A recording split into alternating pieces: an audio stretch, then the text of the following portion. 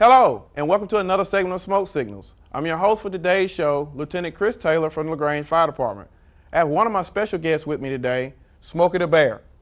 We have a great show lined up during this fall season concerning outdoor burning and fire prevention. So stay tuned, because you're about to watch Smoke Signals.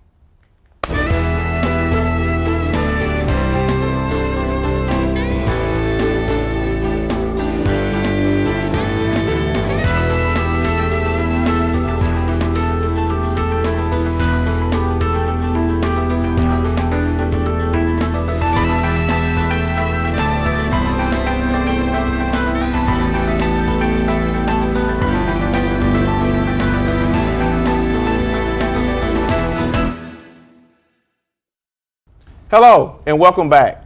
Today we have with us Ray Brundage of the Georgia Forestry Commission, and also he brought along with him a special guest, Smokey the Bear. Only you can prevent wildfires. Hello Ray and Smokey, it's good to have you on the show today. Hello Chris, I'm glad to be here. And it's always a pleasure to talk to you about some very important topics during this fall season of the year, especially with outdoor burning going on and also fire prevention and things of that nature. So we're going to get deep into those topics today. But before we get into that, can you tell us a little bit about yourself and how long you've been with the Forestry Commission? Certainly, Chris. My name is Ray Brundage. I've been with the Georgia Forestry Commission for over 11.5 years. We have our office out there at 5730 New Franklin Road, and we serve Herd and Troop County. Okay.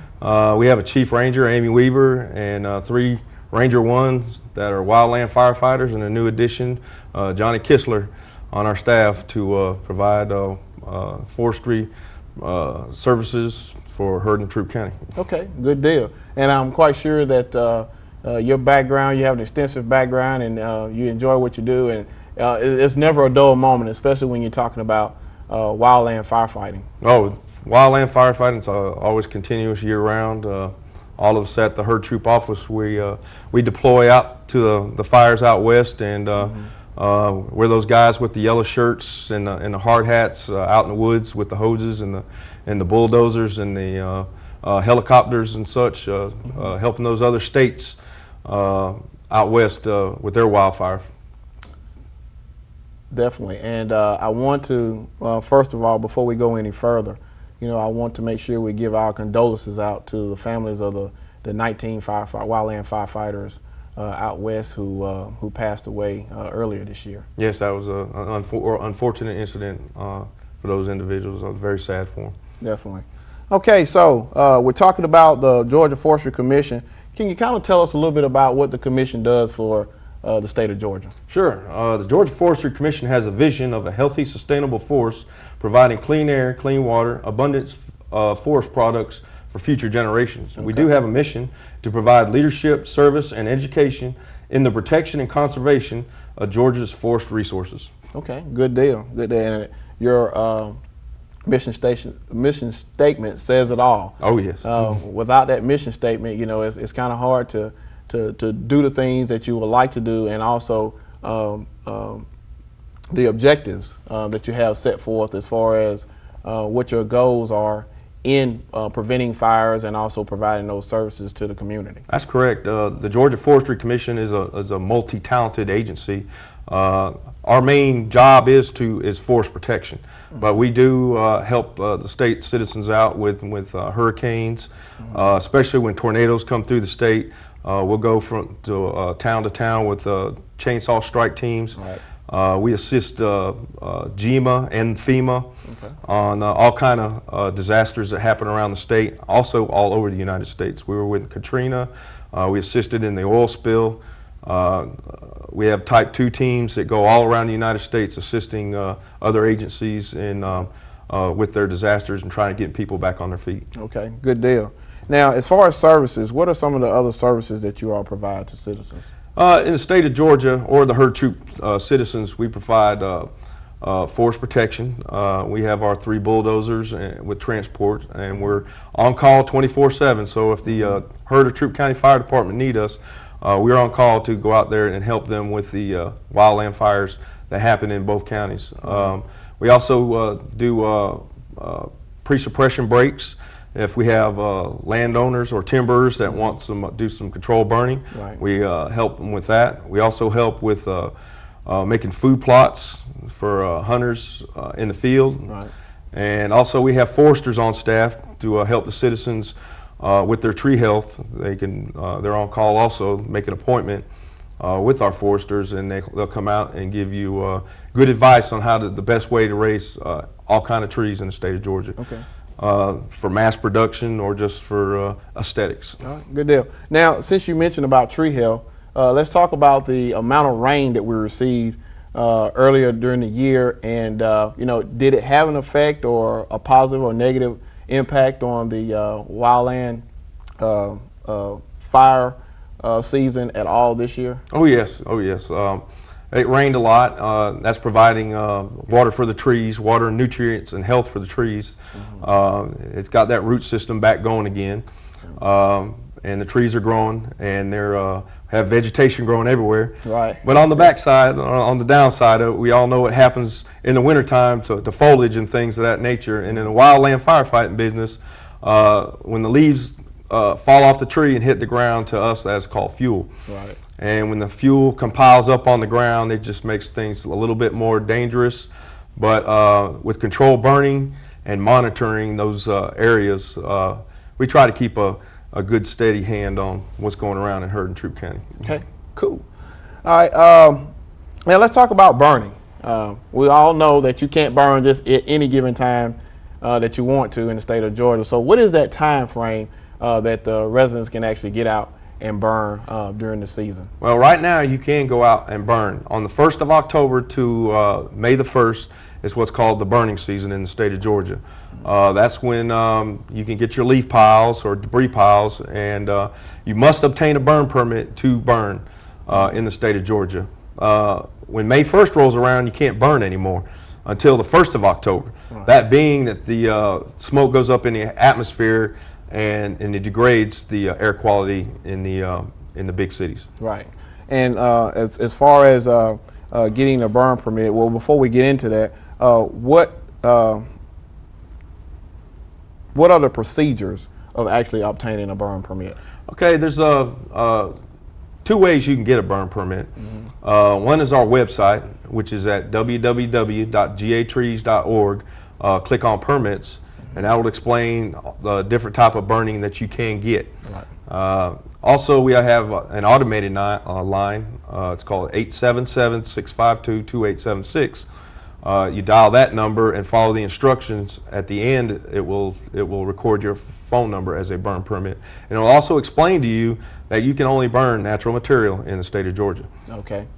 And since you mentioned the number to dial, especially if you're in the unincorporated or the county area, in the city there is a number that you must call, and that is 706-883-2650 for the LaGrange Fire Department, because we That's also correct. provide burn permits within the city limits, and you must call the fire department in order to get a burn permit. And like you said, that burn permit only allows you to burn certain things, and anything outside of that, it's got to be hauled off or whatever, especially when you have a lot of debris or leaves or trees, or can't burn anything like household construction products and tires and stuff of that nature. And burning in the city, the proximity of all the houses, you have smoke management, and that smoke just gets in everywhere. Right. And the big thing is it's going to get in the street and the roads, and it may become a safety hazard.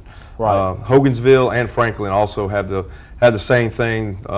They have to call the city hall and to get permission to burn, because of the there's the proximity of folks in the city. Right, and that goes, like you said, the proximity, even in West Point, any city jurisdiction, you always want to make sure that you make contact with your local fire department to find out what those burn procedures are.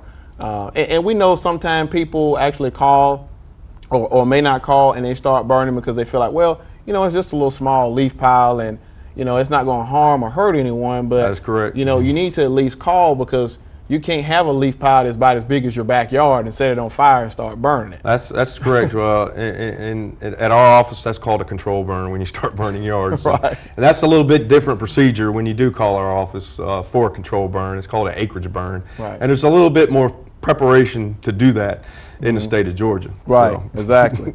Now, what do you do to prepare for burning for a leaf pile or debris pile, since we're talking about that? Okay, as we stated, the first thing you want to do is obtain a burn permit by calling 1-877-652-2876 or go on www.gatrees.org.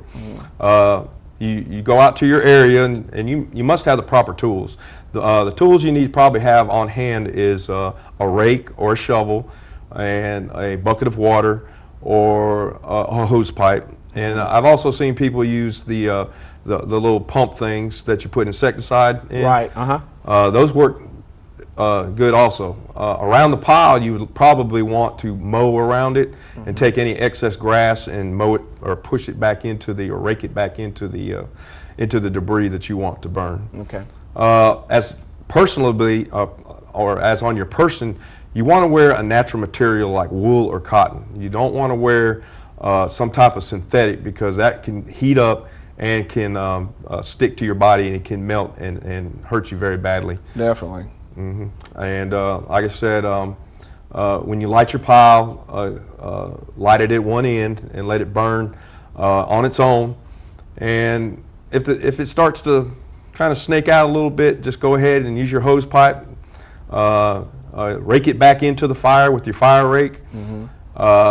But if it does come out and it's kind of out of your control, go ahead and call 911. Definitely. Now, and when we're talking about starting a fire, gasoline is obviously not one of those ignition sources that we want to use to start a fire, which, even though we know people do that, That is but there's correct. also dangers in doing that. Very dangerous to use that type of accelerant. If you have a dry enough material as leaves and stuff, and you have the right humidity and conditions and your pile is dry, you can light it, the leaves and the natural material to get it started, and it will start on its own. Right. So, and like I said, the only thing you can burn in the state of Georgia is leaves, limbs, the pine cones. You can't burn any household garbage. You can't burn lumber or any processed timber whatsoever. Because furnishings. It's all been treated by chemicals. Right. And those chemicals will burn up and go into the atmosphere. And if you're close enough to that fire, those fumes can get to you and overwhelm you, and you will get sick, and you could get hurt from that too. Definitely. All right. You have to watch what you burn. Definitely watch what you burn and make sure you have the right tools in place when you are burning. Well, we're going to take a quick break, and when we come back, we're going to have more on smoke signals. So stay tuned.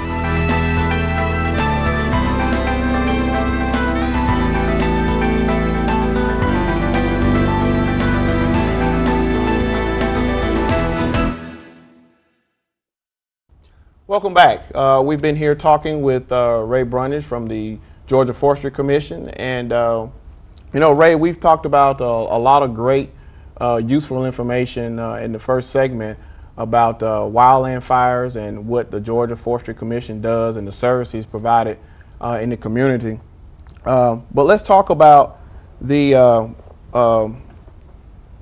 changes that have actually occurred in the burn laws in the state of Georgia. Okay, Chris. LaGrange, Georgia, and Troup County has grown from 63,000 was the last count in the population to a grand total of over 67,000. Wow.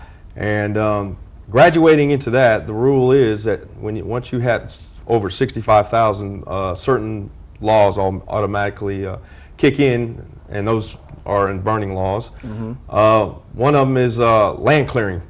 If you're going to do any type of land clearing in Troup County now, you have to call our office and let us know that you're going to do that land clearing, and you have to use an air curtain destructor, which is a machine basically blows air onto the fire, and your fire has to go into a very deep pit, and all the debris has to be put into the pit, and the machine has a constant wind on it, and it's pretty much like a fireplace in the ground, and that's how you get your debris burned up that way. That's only on just land clearing. Okay. If you're going to do control burns, the regulations are the same. That's pretty much the big change in the burning rules in Troup County. So when you call up and say, I have a brush pile I want to burn, the first thing we're going to tell you is that you're going to have to find an air curtain destructor and rent one, dig a pit about 17 foot wide and 17 foot long and about 20 feet deep. Wow, a lot of extra work. A lot of extra work to do. It's just not put a fan on it anymore. And that's because of the population and the proximity of people in the area. That smoke management is a big thing now in the Georgia Forestry Commission.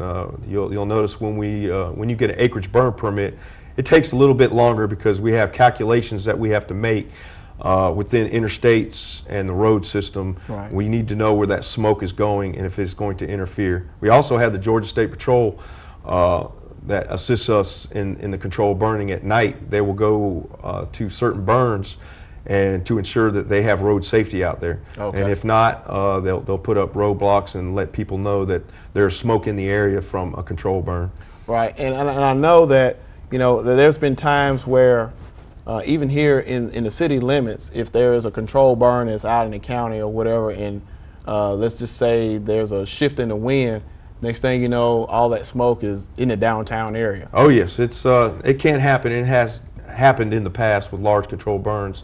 I probably would say those are controlled burns that are on a core property. But we try to manage our smoke a little bit better. We've got technology has helped us a lot, and now when we issue out those permits, we have to take in weather, cloud ceiling, humidity, barometric pressure.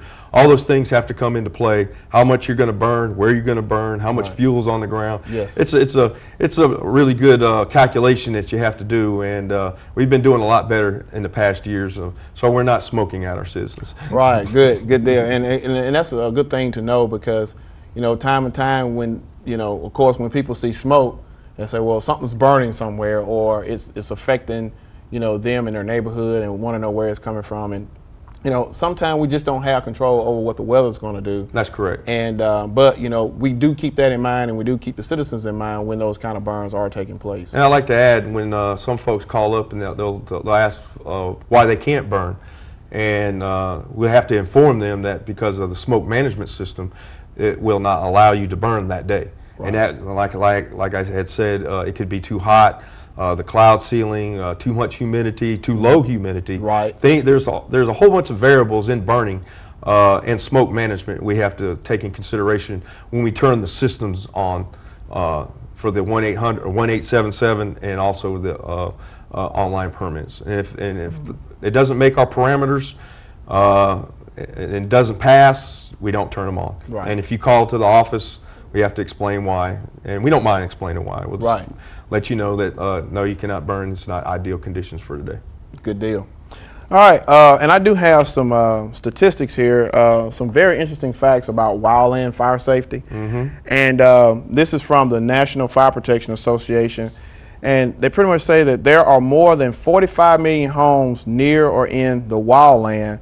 More than 72,000 U.S. communities are now at risk from wildfires. Why is that so? That's correct. People are moving out into the woods, and they like to have their Mother Nature close to them, but they have to remember fire can get to them. Right. And in the state of Georgia, at the Georgia Forestry Commission, we have what's called FireWise program, and that will educate you on how to keep your house safe, or what we call in the wildland firefighting business, defendable space for your house. Okay. And that's no more than the type of material that you build your house with, where you would put your shrubbery, cutting your grass, and things of that nature. It's a very good program, and it's very educational, and you can get that through the Georgia Forestry Commission. Okay, good. Now let's talk about some safety tips, outdoor burning and home safety. So we'll start with outdoor burning first. What are some safety tips there that you would like to share with our viewers? Well, like I said before, as personable on your person, always wear long pants and shirt. Try to use natural material, cotton or wool, and use the correct tools. And like we had stated before, you want to get a burn permit. If you're going to do a controlled burn, we only have so many resources at the Georgia Forestry Commission Herd Troop office, so we're only going to allow a certain amount of burn permits go out for that day. Right. And we only have like 3 bulldozers and 3 people at one time, 1 person on call, but we're here for 24/7. Right. If we need assistance from other counties, we can get that. Okay. You have to prepare the area. If you're going to do a control burn, you want to install your fire breaks. You want to get that weather data. You want to know where the wind's coming from. You want to know where the how much humidity you have for the day. Because if you have a high humidity day, if it's over 50 or 60% humidity during the day, around 1 or 2 o'clock, you're going to put up a lot of smoke, and that's where your smoke management comes in. You want to know how fast your wind's blowing, right? Because it'll blow right over your fire break if you didn't make it big enough. Exactly. And then you'll see the little yellow bulldozer coming out to your house and going through your pretty grass and things of that nature. Right. But those are some of the things you have to take in consideration when you want to do a controlled burn or just burning in general. Okay. Now, as far as the home, what are some things that people can do that, since we talked about the number of people who are moving more into the wildland area now, what are some things that they can do to protect their homes in the event there is a wildland fire? Well, the biggest thing is what we call defendable space. Okay. You want to keep those pine needles raked up. You want to keep those leaves raked up. You want to have the recommended distance is 30 feet. That's as close as you want a fire to come. You want to keep that grass mowed. You want to keep the yard trimmed up. You don't want to stack your firewood up against your house. You want to have it away from your house, but in a dry place. Right. When you have a fire, run your fireplace and you have ashes, you want to make sure the ashes are out, because we've had some folks take their lit ashes and put them on the base of their wood line, and then it has started a wildfire. Right. So those are some things that you got to take in consideration. The shrubbery around the house. Certain types of shrubbery, you can contact our foresters, and they can recommend some of the type of shrubbery that's not real volatile, that won't catch on fire real quick. Because we've seen fires down in South Georgia and in Florida that that vegetation is almost like gasoline when they get ignited. So and once they get going, it's hard to stop it. It's hard to stop, and then the next thing you know, your house is on fire. Also, keeping your house, the top of your roofs clean, free from leaves and debris. Okay. And like I said, just keeping the yard nice and tidy, leaf-free. That will slow the fire down and probably stop it if it's coming through the woods. Good deal. All right. Now, of course, the fall season, month of October, outdoor burning, fire prevention. Of course, this year, Fire Prevention Month. Is always a very busy month in the fire service. This year, the theme, the National Fire Protection Association theme for the Fire Prevention Week was prevent kitchen fires. That's good. And kitchen fires, of course, is our #1 cause of home fires in the country, and have been that for some decades now, seem like. So kind of touch on that, or some things of what our viewers need to know about preventing fires in their home, especially kitchen fires. Oh, I would say the first thing is have your fire extinguisher on hand, and make sure your wiring's safe. Make sure watch what you're burning, and don't leave things unattended. Definitely, because unattended cooking gets people more than anything else, because they get distracted and they walk away from what they got going on cooking, whether it's in the home or if they're grilling. That's correct. All those things, all those cooking items need to be monitored, and they need to be managed so that you don't create an environment for a fire to occur, especially in the kitchen. That's correct. So we want just people to be mindful of that. All the information that we've been discussing as far as fire prevention and also outdoor burning, because they all go hand in hand, because basically there's always a message that we can give to people to protect themselves and their family from fire. That's correct. Whether it's indoor or outdoors. That is correct. Well, we want to thank you, Ray and Smoking the Bear, for being with us today and sharing this wealth of information. And hopefully we'll get a chance to have you on the show in the near future to talk about some other great topics. And initiatives that are going on with the Georgia Forestry Commission. Smokey's always glad to come, and we're glad you had us on your show. All right, thank you. And we want to thank each one of you for watching another segment of Smoke Signals. Until next time, take care.